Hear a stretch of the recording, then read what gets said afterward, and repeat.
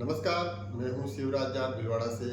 आज आपको ये दिखाने आया हूं कि सारी राजनीतिक पार्टियां अधिकतर जैसे राहुल गांधी आज लोगों के बीच में आकर वोट चोरी की राग गा रहा है। मतदाता सूची के नाम पर लोगों को बेवकूफ़ बना रहे हैं, लेकिन ईवीएम के काले काज के ऊपर वो कभी नहीं बोलना चाह रहे हैं, क्योंकि वह जानते हुए भी अपने कार्यकर्ताओं को इस बात में लगाए रखना चाहते हैं कि वो मतदाता सूची पर ध्यान दें और काले काज के ऊपर ध्यान नहीं दें, क्योंकि ये सभी राजनीतिक नेता मिलकर अपने मुख्य नेताओं को बनाए रखने के लिए इस काले काज को रखना चाहते हैं, जिससे जब चाहे अपने पार्टी के नेता जिसे जिताना है वो इसी काले काज की वजह से जिता सकते हैं। आज हर उस कार्यकर्ता को ये जान लेना जरूरी है कि वीवीपैट में लगे काले काज की वजह से किस तरह वोट बदले जा सकते हैं। उस पर भी सभी कार्यकर्ताओं को ध्यान देना चाहिए, जो आज मैं इस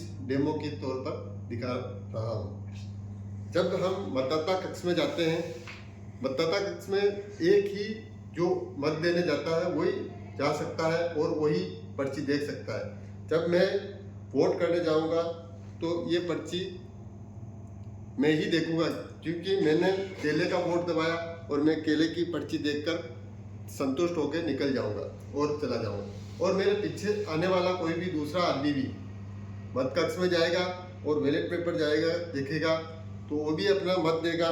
जैसे केले पर वोट करेगा, वो भी अपनी पर्ची देखेगा और निकल जाएगा।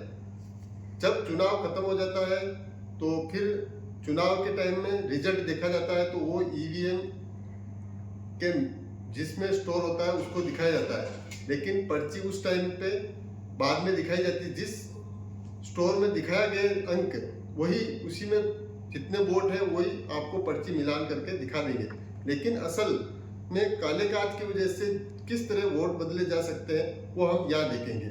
क्योंकि हमने 2 वोट केले को दिया है, तो हम इस वीवीपैट को खोलकर भी देखेंगे कि भी इसमें कितने वोट हैं। देखिए, या हमने 2 केले को वोट दिया और अंदर से एक एप्पल और एक केला निकला है। ये इसलिए जानना बहुत जरूरी है कि जब मतदाता वोट करने जाता है तो उसको सिर्फ एक ही बार देखने को मिलता है वीवीपैट के ऊपर।